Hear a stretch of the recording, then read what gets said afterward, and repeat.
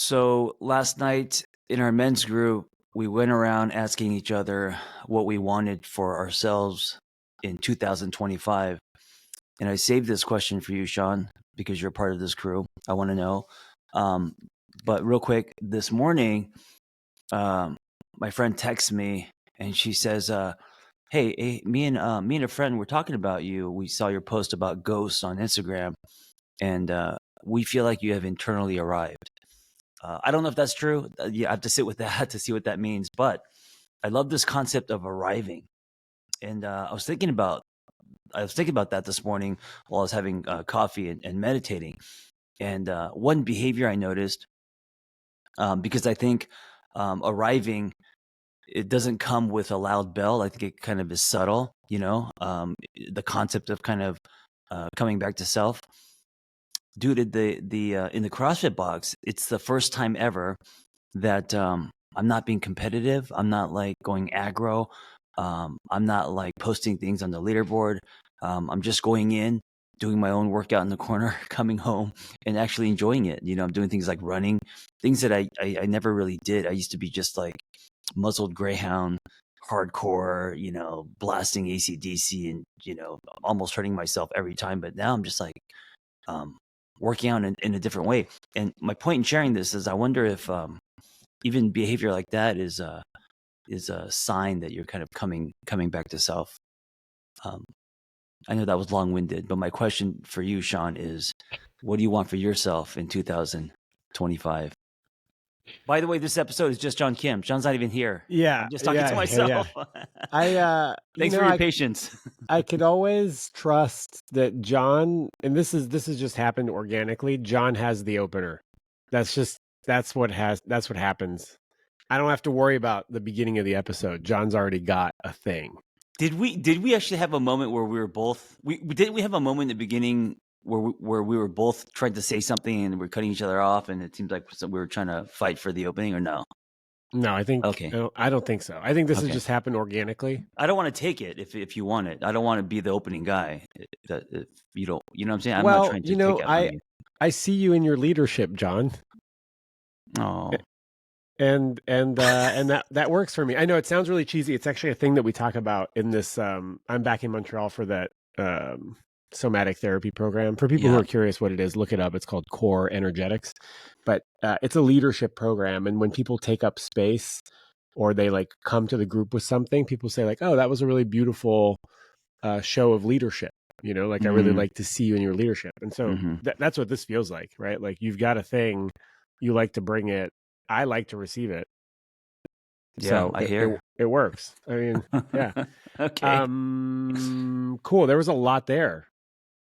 There's a lot there, Shaun. There was a lot. I kind of dumped on you today. No, it's fine. It doesn't feel like dumping. I'll answer your question, but first I want to just like name that it sounds like you're showing up in a different way. Yeah. That's more for you and less for others. Yes, that's a great way to put it. And I think it's happening slowly. I think part of it is just being older, man. I mean, something shifted in me at 50. You just, dude, at 50, you just kind of care less. You start wondering why you're doing things. You start asking yourself how you want to spend your time and who you want to spend your time with. And, and I think now I'm going to be 52 in April, man. And I'm just, I'm a little bit different. I'm still me, but I'm a little bit different when it comes to, like you just said, what is coming from self and truth, and what is coming from an external, I didn't say it like that, but yeah, you have a very poetic way of reframing things. That's interesting that, it's more for you, less for others, caring a little bit less about what other people think of you. It's interesting. This week, I just finished that 4-day module, and I found myself feeling very resistant to being there. I did not want to be there. This was in person, by the way, right? This is in person. It's 4 days. It's 9 to 5, kind of like nonstop. Wow. Learning, triggering, processing, emotions, really intense. And I gave myself permission to just not connect. I showed up. Really? Yeah, I showed up going like, you know what?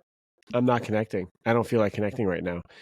And we're a big group. We're like I think we're 14. So there's a lot of personalities Mm-hmm. and relationships are being formed. And what I found myself realizing is that I often am trying to manage people's perception of me. Mm-hmm. And in a group dynamic, there's a lot of like, you make eye contact with somebody and then you have to smile, right? Like to signify that you're okay, I'm okay, we're okay. And then you have to do that with 14 people. And this time I just stopped. I just did not smile if I didn't feel like smiling. If my internal landscape wasn't happy, I just wouldn't do it. And then it's like, oh, well, they're going to think I'm an asshole. And that's okay.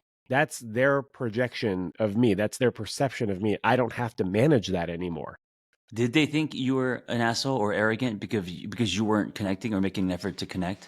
No, because I named the fact that I'm just not going to try this week. Oh, right. And so they already saw me as shut down. And it was more of like, oh, Shaun's just shut down. Yeah, give him space. Yeah. And I was shut down until I found myself like lobbing little grenades and little arrows at people, which is me just wanting to connect. Like I did want to connect, but I wanted to connect on my terms when I was ready. Yeah. And I found that I actually really enjoy conflict. I like inducing it. Yeah, I like being part of it. I like found a lot of pleasure in being in conflict or creating conflict. You're a little instigator, Shaun. I'm an instigator. Yeah, absolutely. Instigator. Yeah, absolutely. I mean, I don't feel like you like. Okay, so okay, maybe conflict. You don't like drama. I don't feel like you're someone who likes drama. But when you say conflict, it almost seems like because you're kind of you're just a kind of a flirtatious guy, and I don't mean flirtatious. It doesn't have to be a romantic thing. Seductive. Seductive. Okay. No, I think I use seduction. I think I use seduction to like get what I want or to get my needs met. It's like one of these, it's a way of being in the world. You poke. I think you poke. I poke for sure. But it's not coming from an evil, mean-spirited place. It's coming from more of a playful place. That in a place of wanting to understand and wanting to connect and wanting to like, because there are some people in the group that I want to hear more from, but they require poking. In order for them to kind of flare up a little bit and take up more room. And that makes me happy. Like when they do take up more room, I get happy. And not only do some people require it, some people like it. Some people like to be poked. A lot of introverts actually see that as someone caring about them. If you poke them a little bit, Yeah. You notice they're quiet or they're the one who's not talking. And so you actually make fun of them or do something that's kind of light and fun. Yeah. Yeah. I also, realize that like I get a lot of praise on the internet from people who don't know me, and I always had a hard time accepting it, and now I sort of realize why. It's because you don't know me, so you don't actually see who I really am. You're only liking a version of me that I'm showing you, the poster. And so because I used to get all this positive feedback, and I'm like, it's not coming in. I'm not letting this like flood over me. It doesn't do much for me actually. And I realized that what I actually like is criticism from people that I do know or who do know me, because that feels real. That feels like me affecting them, and also me being able to alter my behavior or understand how I'm impacting other people. Well, it's perfect you say that, because I brought a list today. It's a little bit long. Let's go, dude. Let's go. Actually, we should do it next week. Things Shaun can work on. We should do it next week in person. Oh, that's a great idea, because it terrifies me, dude. Well, that's a great opener. Like you bring a list and I bring a list. No, that could also go very. That could bring a thing. Bring a thing you want to bring a criticism or something that bothers you about me. Just one thing, man. That's how you want to open our first live on the roof in person podcast.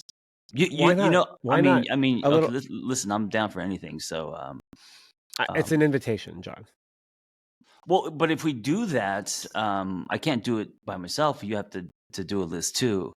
I'm not saying a list, just one thing. I'll come up with something. I'll come up with something. I can't think of just one because I have so many, Shaun. Oh, it's like one. It's like a snowball, right? It's a snowball. What do you want? See, I kind of wish we saved this question for the live, but we'll think of something else. What do you want for yourself in 2025? Why don't we save it for the live? Or is it because you already asked it and you don't want to leave people hanging like that? But also, we could also ask it again to the audience, and we can still play with it. But Do you know what you want for yourself in 2000? And I don't want to. It's not like not career, not money, not stuff on paper. Because that's easy. We all want things. Yeah. Well, I was having dinner with my friend last night, and I felt some shame about not actually really knowing whether I want to be in a relationship or not. And that shouldn't be a shameful question, but as a love coach, it's like kind of a weird place to be, because it kind of does feel like people are watching me and they're like, why aren't you in a relationship? Like, what's your issue? Right. And my friend was like, oh, maybe there's a part of you that does want to be in a relationship and there's a part of you that doesn't. Yeah, but I also think times are changing where now if you see someone who's not in a relationship, especially love coach, you actually think, oh, this person's picky, or this person has, I don't see, They know what they want and they're willing to wait for it. Right. I don't see it as like, oh, why is this person a love coach and he's not taking, that there's something wrong with them. I think that's an old story. Oh, probably. Yeah. Also, most people are probably not thinking about that. They're probably like, oh, it'd be nice to go on a date with him or something. Yeah. Like, it's not. So I think, my friend said there must be a part of you that some needs are being met by not being in a relationship. The need for freedom. especially with your new beginning in Los Angeles. I mean, you're having a good time just being single. And I mean, I guess I've only been there a week, but it has been a good week for sure. Yeah. It's been a good week. So I think, what do I want in 2025? I think a relationship, some sort of relationship where I can go deep with someone feels good. It feels nice. That would be great. So you do want a relationship. So it is something you want. Part of me does, and part of me doesn't. I think part of me wants a relationship that's a good fit for me. Right. And that might include some freedom and some liberty. And I think I'm just scared to really ask for what I want. And also there's a part of me that doesn't really know what I want. And I'm a little embarrassed about that. I mean, I think a lot of us don't really know when we're single what exactly we want. I think we have an idea, but I mean, who knows exactly like, I think there's a danger in I think there's a danger in being so accurate in the description of who you want, what you want, that it kind of sets you up for failure or high expectations that aren't met, But what about... Got to be open. Got to be loose. Is that you? Who's beeping? It's me. I'm in the garage today. There are no parrots, but there's you might hear a sound or two. It's a very quiet morning, which is why I'm out here. Yeah, it's fine. Yeah, I also love it out here. What's beeping? An Amazon guy. Oh, delivery. Delivery. For you? For me. Yes. Nice. Yeah. Whole Foods. Nice, dude. Can I just say real quick? I don't know if you get grocery delivery, Shaun, but no, I don't. Oh my God! If you do it once, it's a game changer, right? You'll never go back. You'll the idea of going to the grocery store, getting a card, and fighting traffic, like that's going to feel like a pager. It already has, because grocery delivery is very inexpensive now. It's actually cheap. I used to get fresh produce delivered in Montreal by this company that has like rooftop greenhouses, but the stretch from there to just ordering all your groceries is actually it's a small bridge. It's a tiny step. Yes. I judged people and I thought, who does that? And just get in the car and go to the fucking grocery store. What's happening? You lazy bum. Yes. I tried it once. I haven't been to the grocery store in probably a year and a half. Well, I might do it in LA because it's kind of a pain in the ass. Yes. The only problem is that we have a gate, and so they'd have to throw the box over. Can you imagine if they threw the box over the gate with all of your fresh, unpasteurized? You have to come out the gate stuff doesn't work because they leave it on your porch, and that's the beauty. It doesn't fuck with your schedule. You just come home and your groceries are on your porch. It's like magical. Well, in Altadena, they're on your porch. In East Hollywood, they're no longer on your porch. They were on your porch. Yeah, you're like, I ordered $200 worth of groceries and there's only a thing of milk. Here, what's going on? They would take the milk for sure. Cool, man. Yeah, I will look into it. Okay, so your answer is maybe a relationship. You kind of want a relationship. Yeah, maybe a relationship. I want to go deeper with somebody. I can't wait till you get into a relationship because then we could process all the activation. Because I'm I hear, staying in the relationship is what's hard. Yeah. And that came up a lot this week. The fact that I have a hard time connecting, or like the initial part of the connection is easy. It's the staying that's hard. for sure. But I also like the idea of going on double dates with you, going up to the going and getting out of LA, going to Idlewild, doing stuff as like a foursome. Yeah, I mean that's terrifying. It's terrifying. Why? Why? Going on a double date? I've never been on a double date. I've never been on a double date before. But why is that terrifying? That's fun. That is terrifying. Are you being serious? What scares you about? I guess if I was in a relationship and things were going well and it was like, we liked each other and she accepted me for who I was, then going on a double date wouldn't be a problem. Like hanging out with other couples wouldn't be a problem. I've just never really hung out as a couple with other couples. That's so weird. So would you be afraid of what we thought of her, or would you be afraid of what she thought of us? I don't know. I don't know. People wouldn't like each other or something? I have no idea. I'm naming a fear and I don't know what it's about. Well, we got to give you a corrective experience with the. Yeah, man, I can't wait. Yeah. All right. What's your thing? Oh, my thing was in the group. I said I wanted to be both more grounded and elevated, but then when I got this text this morning, arrival really resonated with me, and I don't mean it in a kind of arrogant way. Like I've arrived. I'm not talking about like kicking saloon doors open or anything, but a subtle arrival where you feel very connected to yourself, which does equal groundedness and a form of elevation. So it's just that's what I want to feel for 2025. Is I want to feel like I've arrived, connected to myself, more grounded. Caring less about not just what other people think, but caring less about business, man. Not everything, going back to like what you've done, what you've accomplished, how many tickets you've sold, like all the stuff that, it's work. I get it. But just putting less weight on that because that's always tied to self-worth, I think there's a thing with men and legacy. Yeah. You also now have a daughter to think about and to kind of shepherd and care for. But I think there's something about men wanting to like leave a positive mark on the world. Oh, absolutely. To leave your dent. Sure. It's one of those things for me that I try not to be concerned with because I find that when people want to leave something, they don't leave much. But when people are just honest and live their truth and story, they leave a lot. Yeah. You know what I'm saying? So it's I don't want to be the guy that tries to force feed things because then no one wants to be fed. I feel like if you and I both died, like we would have made a positive impact on the world. Yeah, I think so. I mean, shit, how many questions have we answered, books, at the very least. We've all that entertained stuff, people on Instagram. Dude, that's actually a great question. It's something I used to ask myself, and I know when I was 35, I said, I asked myself, if I died today, like, would I feel like I haven't finished any business? And yeah, I had a big problem with death. Now of course I don't want to die, but now at my age, if I was to pass, I would feel like I've done a few things here, Yeah. Yeah. If you knew you were going to die in like 3 months, what would you do? Oh, it's 8:51 a.m. Hey, I mean, that's your defenses are down. That's the best time to answer this question. I see there's two ways to approach this. One is you go crazy and have every experience you want on this planet, or you go the other way and just go super inward, accept that you're going to, pass, and just focus on loving people and savoring every moment with someone.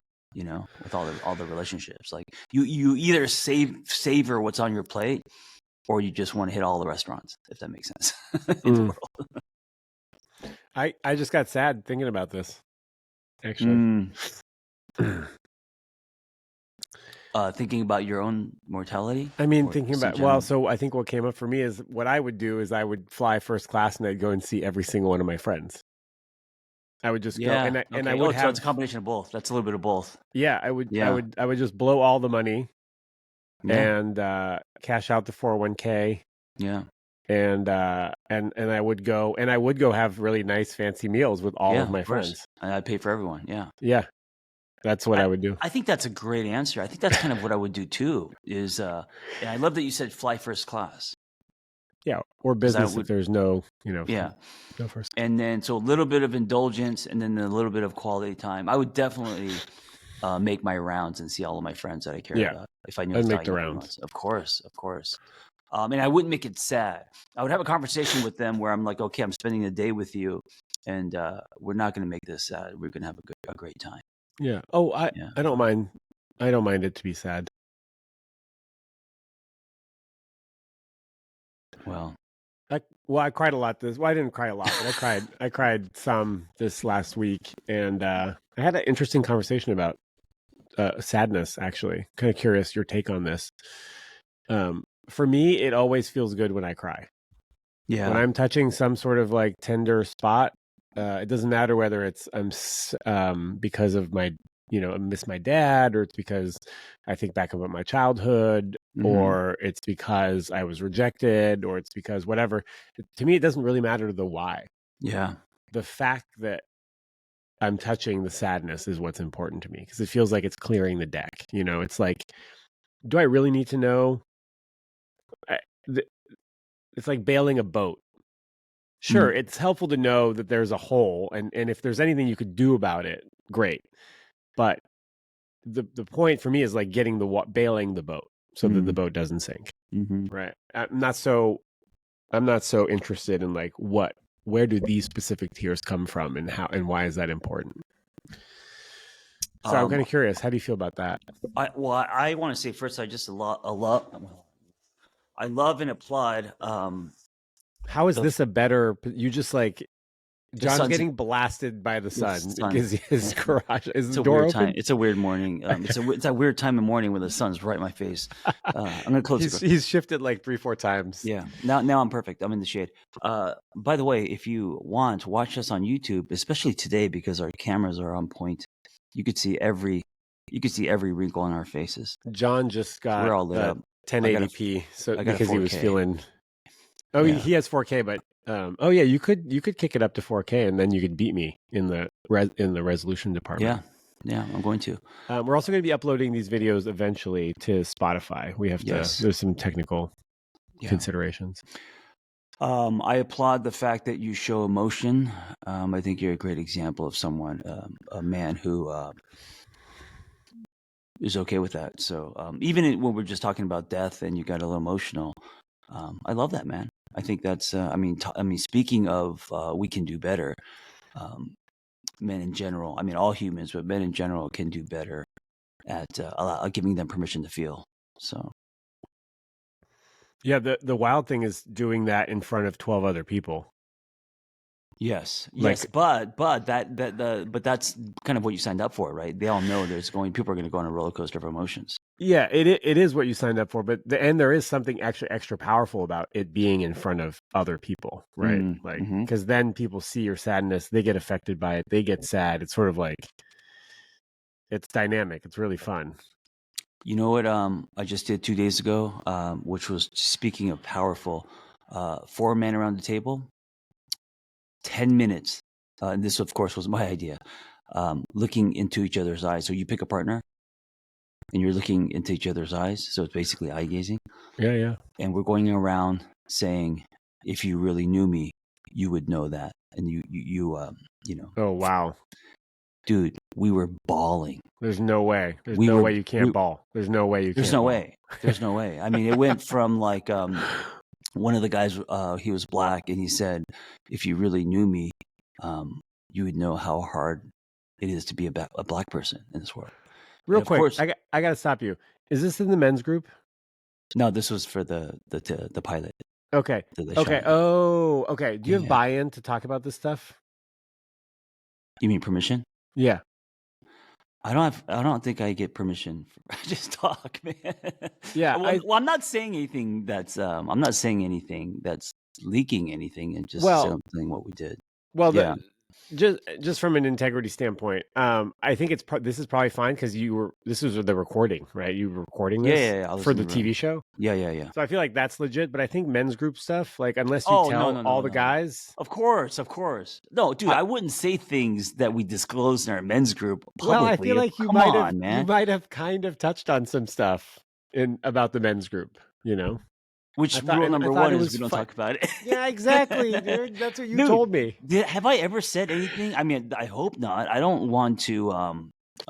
That's not, dude. That's confidential, of course. Yeah, no. I think you might have. I don't think you divulged anything about anybody else, but you might have said sort of like what we just said. Hey, the theme was, and this was my answer. I'm okay with that.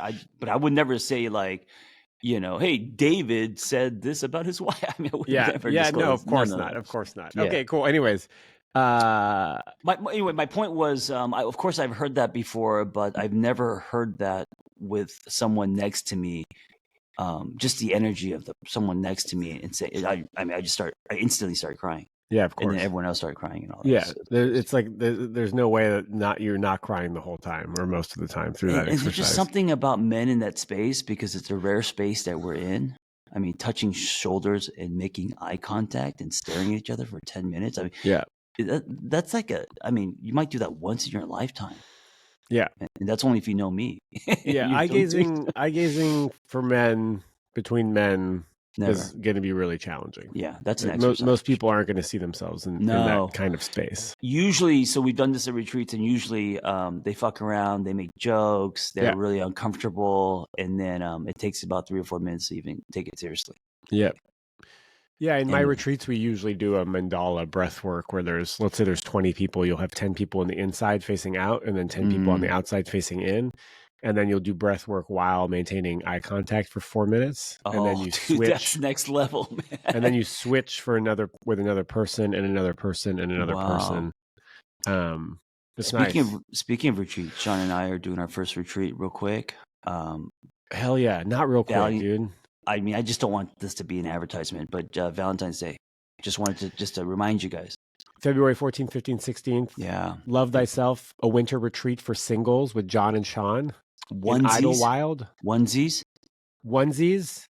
Queen size beds at Tequis Pines Resort. Yes, I call it Taquito Pines. And chef prepared meals. Wait. But the chef is making Valentine cookies that you're going to be able to do the icing and play with. Shut up, really? Heart-shaped cookies. Yeah, we're going all out, man. Yeah. We're going to do process group. We're going to do ice. Yeah, ice, breath. We're going to light a fire. I don't know how, but hopefully Shaun does. What's up with the sauna? It's there. It's just we just can't put 20 people in it. No, but we can have little sessions. Yeah, we can jump in. It's like a 4-person sauna. Oh, we're doing sauna. I'm doing sauna. Yeah, Shaun will be doing sauna and stuff. Yeah, you can watch. But it's gonna be a great time. Oh, there's like a live stream from inside the sauna. The sauna's fabric free, though. I heard if it's a real Swedish. What the fuck? Sorry, dude, my camera. Your camera unplugged. All right. Yeah. John's having technical issues. I'm going to switch the camera, but are we going to get to questions? Okay. This is kind of a cool look. It's not a cool look. Okay. Yeah, we can get to questions. So we could do better retreat. How many people already signed up? 6? There's already like 7, and there's going to be, I don't know. What do you want to cap it at? There's so many things we can do. I'm not sure. But 18 or 20. However many people fit in your living room comfortably. Yeah. Dude, I've had up to 30. Well, fuck. I don't know, man. We have to decide. It's if we go 30, we have to rent another house. It'll be festive. It's going to be cozy. It's going to be cozy festive. No matter what. Yeah. No, let's not rent another house. Let's just do this one. We'll cozy. Listen, if we want to service everyone. So if we get to 30 or 40, we'll just run it again, like really soon. Yeah. Wow. John wants to service everyone. Okay, link in the show notes to sign up. February 14th, 15th, 16th. Have a corrective experience with us about Valentine's. And listen, man, there's something about, and hopefully a bit co-ed, men and women, there's something about sitting in the living room and being open with other sexes that can be corrected. Yeah. Well, is it all women so far? I have to look, but Okay. Come on, guys. Let's go. I mean, do I need to spell this out? What kind of a fantastic opportunity this no, might be you don't have to for spell that out. single guys? Yeah. No. Okay. Real quick, I'm still nicotine free. Just congratulations. want to celebrate that. Wow, wait, how many days or weeks?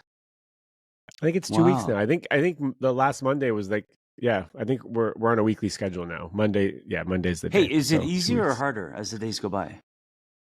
Oh, much easier. I don't think about nice. Dude, you're on your way, man. Liquor stores are a trigger though, man. Yeah. Fuck. They're everywhere. Okay, so we were going to talk about, let's get to the wounded masculine and feminine and the sacred masculine and feminine. Let me get my phone out. Get your phone out. And we have a question that's sort of related to You want to do the question first? Why? Sure. I also want to remind people, we got some feedback that was like, hey, you guys are doing too much like heterosexual stuff. Okay, well then send us your queer questions. It's like, if you want to see something that we're not doing, send us a question. Leave us a voicemail. We will consider it. And also, please, do not be driving when you leave the voicemail. If your audio sounds like garbage, we're not going to use it no matter how good the question is. That's just me setting a boundary. I thought you were saying that because you care about our listeners. You don't want them to crash the car, but... No, I care about the other listeners who have to listen to a shitty audio message. 657-549-1001. I'm feeling a little spicy. You are. John. I like it. It's hot. I'm feeling a little spicy. So imagine 4 boxes, and I reminded Shaun I don't like not finishing things that we talked about, and this was from a few episodes ago, and I think we kind of forgot about it. So I wanted to bring it back up. We're talking about the wounded masculine, the sacred masculine. Boom! Oh my God, Shaun, that's hot, man. I know. I know. If you're watching the video, there it is. Wounded masculine, right? And these are just some words to describe, so you get a feel. And by the way, we're just kind of talking about energy, right? So wounded masculine, forceful, dominating, manipulative, overthinking, overdoing, controlling, demanding, right? Broad strokes. Sacred masculine or healthy masculine is presence, aware, structured, holding space, discerning, decisive, has a clear purpose. Shaun, can you read the wounded feminine? Yeah, the wounded feminine is repressed truth, feels unworthy, shame and guilt, weak boundaries, codependent, always apologizing, over-explaining. And the sacred feminine, these are just qualities. Expressive, intuitive, connected with love, compassionate, creation, free-flowing, and radiant. And so the goal would be to live in the space of the sacred or healthy masculine, sacred, healthy feminine. So when you look at those qualities, those are all amazing qualities, right? So creation, structure, presence, expressiveness, intuition. A lot of people are lopsided in that they have one or the other, or they live in the wounded space. So controlling, dominating, forceful, shame, guilt, weak boundaries. So when you look at all the traits above in the wounded, whether it's masculine and feminine, that's basically what a toxic relationship is, not only with other people, but with self. When you look at what is sacred / healthy in the masculine and feminine, that's where you should try to swim, right? Look at radiant, free-flowing, compassionate. Yeah. Interesting. I'm trying to think about like how this fits with me, like where I sit in this. And if every being has, some feminine and masculine qualities, both wounded and we're not saying that we're not saying that the men have only masculine qualities and the women only have feminine qualities, but we all have all of this. If I look at these, I go like, okay, well, I think I embody sacred masculinity. I think a lot of these, I'm able to hold space, I'm structured, I'm aware, I'm present, I'm discerning, I'm decisive. I think I'm pretty good there. But if I look at the wounded feminine, like I identify with having sometimes weak boundaries and feeling codependent, and over apologizing, over explaining, feelings of unworthiness, over being intuitive, compassionate, free flowing. Yeah, so I would say that you have generally speaking, you have a healthy masculine energy. but also there are some parts of you that have a wounded feminine energy. Yeah. And I don't identify with being dominating, manipulative, controlling, demanding, or forceful. Like none of that stuff really I identify with. Unless you're role playing. So I'm kind of Unless you're role playing. Unless I'm role playing. Yeah, which I don't do a lot of. So I'm kind of curious, where do you fit into this? I definitely, like you, have one foot in the healthy masculine, right? The ability to hold space and be aware, present, clear sense of self purpose. But I also struggle with, I do have wounds, right? Like everyone else. So I can be dominating, forceful, controlling, demanding. I could also be codependent. I have weak boundaries, I feel like. I'm inappropriate. I have shame and guilt, all that stuff.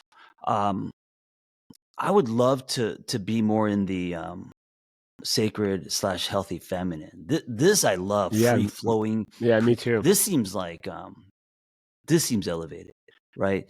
So like compassionate, creation, radiant, free flowing, intuitive. And it's funny because I think a lot of men would read this box and they'll judge it and say it's not masculine to be radiant, but I gravitate toward that box right there. Yeah, I think a part of me is a little scared to be a man that it exhibits those qualities. Maybe because of how I would be judged by other men and or women who are looking for a more like, quote unquote alpha male. But I guess if you could balance all of this, then you have sort of just a healthy human. Yeah, I think that's the goal. And it's also the same thing with attachment, where there's a spectrum. And as much as you are swimming towards securely being attached, you're gonna snap back. There's gonna be avoidant, or if you're anxious, tugs. And so I think this is just a good map. I think it's just fun to look at this and then know kind of where you fall and what you want to work on. But no one is permanently in one box. Yeah. We swim. Also.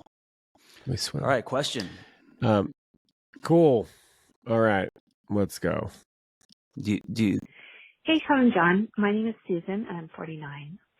And I'm wondering if you could please speak to the nuanced cat and mouse game that we're all supposed to play during the early stages of dating and getting to know one another.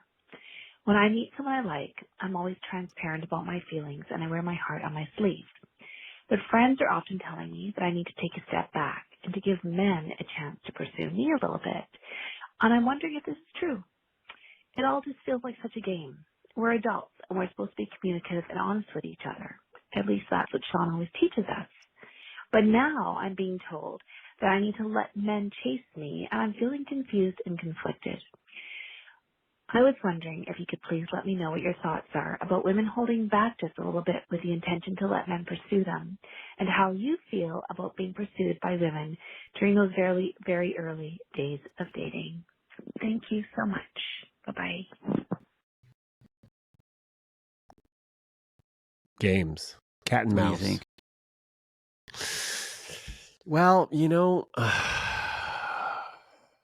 I can only really speak from my experience, which is that every woman that I've dated that has become a serious relationship, there were no games at the beginning. We just kind of fell hard for each other. I was pretty open about my feelings towards them. They were open to their feelings towards me, and we just kind of like jumped into a relationship. Now, I'm not saying that's the best way. Like, it certainly was not a slow burn. Most of my relationships have been like hot and heavy from the get-go. And so and that's why I don't like games. I don't like ambiguity, but I also understand the role of like not having to know everything all the time about how somebody feels about you, and giving people time to figure out how they feel about you. Yeah, on the first few dates, I would say less history, more mystery. I don't think, there's a difference between transparency, being vulnerable, and vomiting your story. So I do think mystery early on can be fuel for chemistry. But I don't like games. I think, the number games, like don't call someone back, 3 days, or don't, sleep with this person. Like whenever you put numbers, in strategy, and it starts to feel like chess. There are also some women who are like, I'm not going to ever call anyone. Like, he needs to call me. It's like, or like the I love you, like when you're ready to say I love you, but then you're not going to say it unless they say it. All of that stuff feels like chess to me.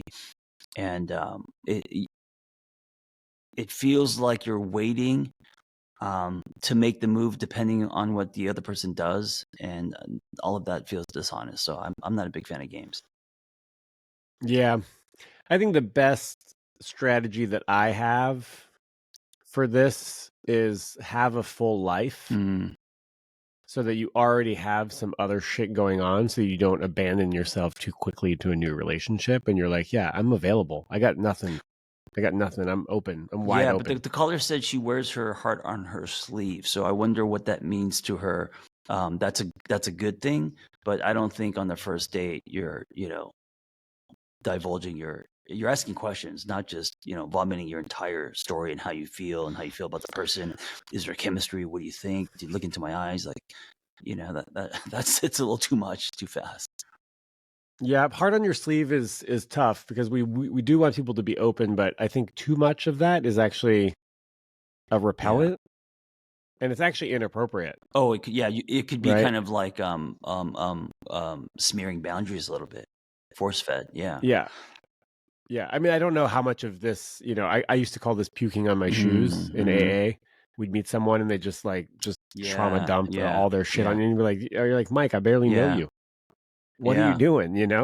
But all that to say is that in 12-step recovery, we are learning about boundaries and how to be humans without drugs and alcohol. So it's kind of okay to do that. But I don't think this is what she's doing. But she might be divulging a little too much. Yeah, and you have to decide, but you'll know by how people respond to it, right? Here's a good measure. If you find yourself saying what you usually say to your therapist on the first, second, third date to a stranger, that might be a little too much. Yeah, I have this thing where sometimes I'll meet someone. Actually, oftentimes I'll meet someone and I'll be like, "Is it you? Are you the love of my life?" I'm saying this to myself. I guess the suggestion is don't say that to them out loud. There needs to be a cadence and banter. There needs to be flirtation, right? Once you've passed that, then yes, you could definitely talk more, disclose more about how you feel and what things mean and all that. But early on, it could definitely flip the magnet for sure. I like less history, more mystery. I'm always blown away. I should stop being blown away by your wisdom and your poetry, because there's so much of it, But I like that. It's a nice mantra. Also, it is, but we're not talking about mystery in order to manipulate. No, right. I think we need to be clear about that. We're not talking about hiding. We're not talking about I'm not going to tell her I have a whole other family, or we're not talking about lying. Right? We're not lying. Yeah. Mystery, as in I want to peel the onion. I'm curious about this person. That kind of mystery. I want to know more. I think if someone asks you, it's kind of hard because you have to balance having a conversation with someone and also to a certain degree withholding some of your history, right? Yes. So how do you do that in a way where it doesn't make it sound like you're being cagey about your past? Right. And I think something along the lines of oh, I'd love to answer that once we get closer, or if we get closer. Hey, and I love that because there's also on the other side, if you ask someone directly, hey, what was your high school like? And they're just very being like generic and broad strokes, or they turn it back to you. That's also kind of a shield. That could also be a turnoff. Do you know what I'm saying? Yeah, it's just a funny question to be weird about, But what you said, what was your high school mascot? And you're like, well, wouldn't you like to know? Or what was yours? Or why are you asking that? But if you're like, hey, I like you. I like this is where this is going. I think it's a little early, but I definitely would want to share more about my story as we go. I think that's nice. Yeah, that feels good, and that feels like you're not playing games. Yeah. Or what's your relationship like with your family? You're like, oh, I don't really feel comfortable talking about that right now, but I'd love to share that with you. Yeah, I like that. I like that. Instead of just completely dodging the question. What if they're like, what? How was your last breakup? Why did the relationship end? Oh, I think you could do broad strokes. I don't think you should go into detail and dominate in the next hour of the conversation, but you can say, "Oh yeah, we faded. There was infidelity." I think you should definitely. That's just life. It's normal, you know. Yeah. I also don't like when we wanted different things. Yeah, and I also don't like when people judge you because you said one thing about your ex, or you said one thing about your divorce, or you said one thing about something in the past, and they're like, they judge you on it. Like, oh, does that mean that it's not closed? Are you carrying something, and is that going to impact? Like I think people jump to conclusions just because we mentioned our ex or something that happened in a previous relationship, and that's just us being human. Yeah. Cool. You think we help this person? Who cares? I'm just kidding. Sorry. Did I say that out loud? I love that. I love that. Okay. That was good. John's getting a little spicy. Hey, listen, I'm trying to meet you where you're at. I'd love for you to get spicy. You come in with a little Tabasco. I come in with a little. What's the Hirachi? No, Sriracha. Is that racist? Yeah, I don't know. Maybe. Like, why can't I be Tabasco? Well, you be Sriracha, right? Why did I? I mean, dude, Tabasco. No offense, is the worst hot sauce. I mean, it's like boomer. Sometimes hot sauce. It's like from the 50s. I'll go like you. You guys have hot sauce, and they're like, we have Tabasco. I'll be like, nah, I'm good. Okay, never so mind. would it be more like chalupa for you? What would Cholula? Yeah, Tapatio. Okay, maybe you're Tapatio. Yeah, I love Sriracha. It just depends. You can't put it on. I mean, some people say you can put it on everything. No, I don't think you should not put it on everything. Not on like breakfast burritos and stuff. Sriracha does not go good with eggs. It goes good with rice and a lot of Asian dishes. I'm gonna disagree with you on that. You put sriracha on eggs? Oh yeah, in breakfast burritos. No, definitely. That's gross. No. So Tabasco is great with eggs, even though it is. Yeah, I like it's classic. This is a clip for Instagram. Okay. I'm saving this. Perfect. People, comment Tabasco or sriracha on eggs. That's what we need to know. Okay. Let's see what else. Yes, another question. Okay. Boop, boop. Here we go. Hey, Shaun and John. Thanks for the podcast. I've heard some of the things that Shaun has talked about in the past about his wanting to be a pleaser and maybe being a bit avoidant. I certainly have the same. I tend to date a lot of women, have a lot of success. On paper, I'm a great catch, they all say. But I always find the ick or the thing that I just can't get past.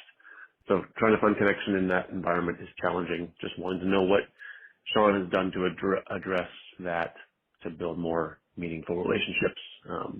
It's one thing to be able to have success in meeting and dating women. It's another thing to find something serious. I've been divorced for 9 years, had a few serious relationships, but always find a reason to get out. And again, it's Andrew in Seattle. Thanks. Can you take the lead on this one? What is Andrew's question exactly? It's kind of buried. What is he asking? The question is how to become less avoidant and how to not get the ick. He seems to always get the ick after meeting someone, and he disconnects. Meeting people is easy, staying is hard. And wants to know what I did, which I haven't really done. I mean, I'm doing stuff, but I'm kind of curious from a therapist perspective. Like, if you lean towards being an avoidant, then how do you like train yourself to stick around? Dude, this whole thing with the ick, and I guess it became popular because of the rom-com Nobody Wants This. I'm not sure if that's that. Oh, it's been a thing for a while. Dude, I'm not a big fan of it because I think too many have their black light turned on to just leave that shit at home. I mean, what? So like, if you notice someone kind of chewing with their mouth open a little bit, is that going to be a deal breaker? I feel like we, especially the younger generation, I don't know if the word's too picky. Their non-negotiables are way too set in stone. You know, like if the person has the wrong type of shoe, or if they walk funny, like, you know, like it's like, come on, man. And it to me would be if someone is treating the server poorly, or is an asshole to the busboy, or, you know, things like that. Yells at their mom. like Shaun and I. Yeah, like if it's tied to character, I could see that being an ick. but not like surfacey stuff. I feel like the ick has now become very surfacey. Like, oh my gosh, he uses hairspray. I can't date this guy. Yeah. Or he shops here. He shops at Vons, or something. Yeah. I don't know. It's Yeah. So I think the ick is an opportunity for you to leave a relationship when it gets hard. Yeah. Right. Instead of sticking through conflict, right? Because I think every relationship there's a point where they come off the pedestal and they become a real person again. There's like that ego separation that happens, right? There's the joining of the ego when you meet someone, you go, they get me. I've known this person my whole life, like I feel like I've known this person my whole life. We're meant to be together. That's where like the ego collapses into each other. And then after a while that stops, right? And that's an important bonding period for people in a relationship. And then there's a separation where you see them as a separate again. And then you go, oh fuck, they wear Converse and they use hairspray. And they like Tabasco. And that's a problem for some people, right? Including myself. We go, okay, I can't be with this person if this is who they really are. But we're not really seeing the real person, and there's a lot of fear, I think, that takes over. Yeah, I think we have to focus more on what's foundational than, if someone is wearing a certain type of shoe or using a certain type of hot sauce. What needs are being met? Can this person hold space? Do they have capacity? And I wonder with the caller, because he said on paper he's good on paper. He's probably successful and attractive. He probably has a lot of opportunities. I think people like that can, because they feel like they have a lot of opportunities, can turn on their black light more so than people who maybe can't get dates that often. Do you know what I'm saying? That's how I feel. Oh shit! Shaun is someone who exactly. Who maybe you're being way too picky or critical, because you do have options, and I get it. Like when people have options, yeah.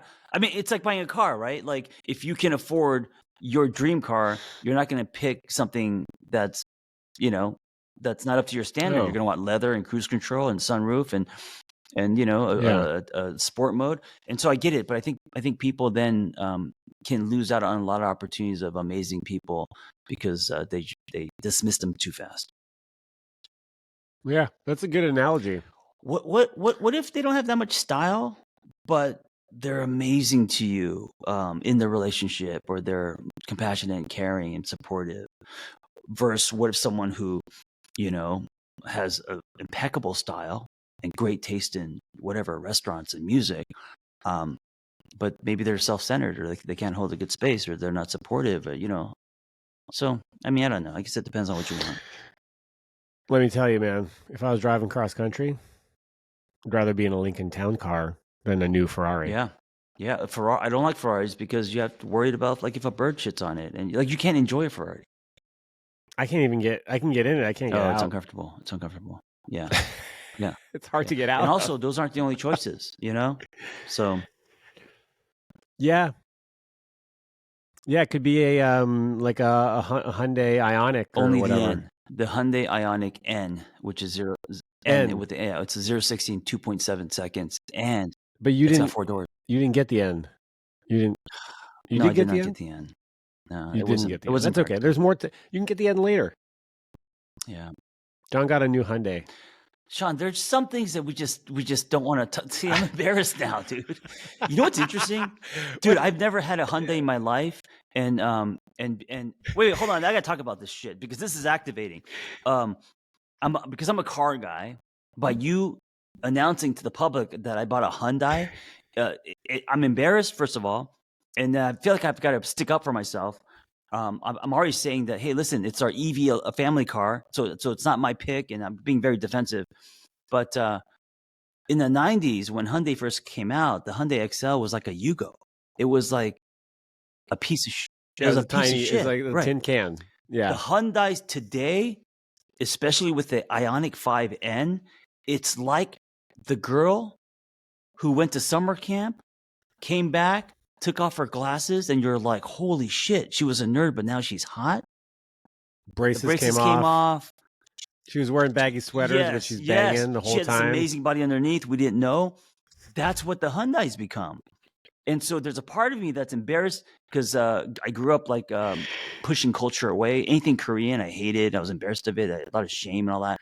But the Hyundai, the cars, they're sick. And it's because some guy from BMW went over to Hyundai and changed the whole design and company around. I mean, look, I was not saying it as a dig. I just had to let that out. I think they're cool now. I know, but right, Kias are cool now too. I, as a Korean American who grew up in the 80s, have issues with my own culture and acceptance. And so when you tell people I'm driving a Hyundai, I get so activated. Is it about culture, or is it about the fact that it for a long time was never a cool car? Yeah, all of that. A lot of it's culture. It's never a cool car. Hyundais are now amazing cars, but there's a part of me that's like, oh, it's Korean. I don't want it. I have to drive a BMW or something cool or vintage. You know, cars like me are like how women are with men's shoes. You in cars is like women in shoes. Well, if you wear some shoes with holes in it and shit, that can be Nick very fast. I think women. You judge people on the car they drive. Well, myself first. I don't say judge. Okay. I think we could tell a lot about what kind of car someone drives or what they like, what kind of cars they like. I wouldn't say what they drive, what they like. I just want to get love to everybody who has a Hyundai. Yeah. Whether old or new. It's okay. Hey, and I don't judge you the way John judges you. What a great sponsor. That would be great if Hyundai was a sponsor. I mean, I'll be honest. I was just thinking about the fact that I have two cars that are actually not very fuel efficient. No, you have and they're not actually neither are very. You have a big truck, and then you have a stick shift from the 90s. It's not a big truck. It's a small. It's a first gen Tacoma, and they're actually quite. Oh, it looks big because you got a camper on it. That's why. I got a little camper on it, but yeah, it's stout. It's stout. But it doesn't get good gas mileage, and the M5 doesn't get good gas mileage. I'm actually realizing that my dog is going to become an age where he won't be able to get in and out of the truck. And I'm going to have to carry him up and down, and that's going to be I never liked EVs. They drive like rubber bands. I know they're very fast, but you don't hear pistons. I never liked them, right? There's something amazing about never having to put gas in your car. It's so weird. Yeah. It's like, wait, I could drive this and it's pretty much free. I just plug it into my outlet. It's so weird, man. It's yeah, it just blends in with the rest of your usage, your electricity but usage. It is a really well-made 4-door family car. But the John Kim car, the car that excites me, that we're still considering, so I don't know what that car is going to be. It's not going to be a Hyundai. Uh-huh. Yeah. Yeah. What is it? It's like a little M3 or something. Instead of an N, it might have an M. I don't know. Before this, we had a family car. We had an M BMW X3, and it was amazing because it was like a family car SUV. But then when you put it in sport mode, you could then rip around corners and stuff. So anyway, you don't even have to put it in sport mode to do that. It'll just rip. Anyways, we probably lost half our listeners there. That's why I tried to make it therapeutic. I didn't want to talk about fucking cars, but what it meant to be activated and where that's coming from. That's what I was trying to get to, not so much, the car. That I didn't. I mean, I guess part of me was kind of poking, because I think I know how you feel about the Hyundai, but I don't feel the way you feel about the Hyundai. I know. I like cool cars, whether they're electric or not, or it's my own insecurity, man. It's my own insecurity and my own things that I need to work through when it comes to Korean products, cars, all that kind of stuff. Yeah. And it doesn't make you any less of a man, right? Yes, that is true, unless you're driving a Cybertruck. If you're driving a Cybertruck, I think you're less of a man. That is funny. Yeah, I don't know how to even think about Cybertrucks. Oh, God, the Cybertruck to me is like the new Hummer. Remember the giant Hummers where people were like, what are you driving? Yeah. That's good. There is something cool about the Hummer that Arnold Schwarzenegger drove, which is takes the entire road. It's like it's a real Hummer. Military Hummer. It's like vintage. There's something badass about that. But back in the day when they had these huge Hummers that you couldn't even park, and it's that's what the Cybertruck reminds me of. A lot of posturing.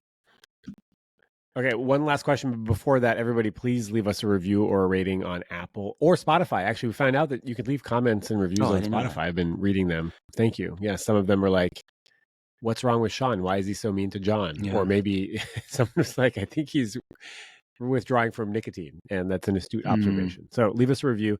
And also, okay, John, you can only pick one. It's a Cybertruck or it's a PT Cruiser. Oh, I'd rather walk. I would rather walk. No, I would rather to. walk. You have to. You live in Altadena. You have no other car. You got to get your kids to school. God, that's a hard question. I don't think I can answer that, Shaun. I don't think I can answer that. Those are probably two of the my least favorite cars on the plane. I would just take my bike, take the motorcycle. No, you don't. That's not an option. All right. I'd probably take the PT Cruiser just because you could park it. I would take the Cybertruck because it could drive itself. I think you're right. I think I would go Cybertruck. Then I would just lean into the douchiness. The douchebag. Yeah. Hey, yeah. You know what I love about our podcast? We do it Monday and it airs by Thursday. It's almost like live radio. I love how fast it comes out. And I'm saying this but when you're hearing this weekend, we're going live on the rooftop of, I almost said Mamma Mia, Mama Shelter in Hollywood. Cool rooftop, intimate. And also, we're not sitting on chairs. We're sitting on giant couches. Yeah. Puddle. And I have a surprise for you. Yeah. And I'm also going to bring a bunch of books. We're going to give away some books. I'm going to ask questions. And then if you get the right answer, I'll give you free. They're hardcover books. They're expensive books. They're not like soft cover. I'm bringing the real deal. Cool. Maybe I can get one. You gotta answer a question, Shaun. And also, okay. Shaun, I think if we see men in the audience, we should bring them up first. Yeah. Maybe. Celebrate them? Whenever I see a man listening to our stuff, it gives me a heart boner. And I wanted to, if they come up. A heart on. No, not a heart John, on. A heart on. No, it gives me a heart boner, not a heart on. A heart on is, it's very different. A heart on. Oh, heart on. Oh, heart on. Okay, right. Because boner's so elementary and immature. A heart on. It's hard to say, man. A heart on is hard to say. English is my second language. So that's listen. It was just a missed opportunity. Yeah, that's great. It's still early. We're going to do drone shots and shit. It's going to be amazing. So come have coffee with us at 10:30ish, and then we're going to go upstairs. No. Coffee at 10. The podcast starts at 10:30. It's not ish. It's 10:30 in LA, on the everyone dot. goes by ish. Well, it doesn't matter because I'm new to LA and we're going to start at 10:30. Right. We're going to end at noon. Because the restaurant opens at noon, we have to have. Yes. They're going to let people in. So at noon it'll go wide. But you can hang out and you can chat and be social. It's a great time. 10 a.m. All Don't right. be late. 10 a.m. That's all you need to know. Link in the show notes if there are any tickets available at that point. Thank you for listening. Be well. Be well. Yeah, be well. Be well.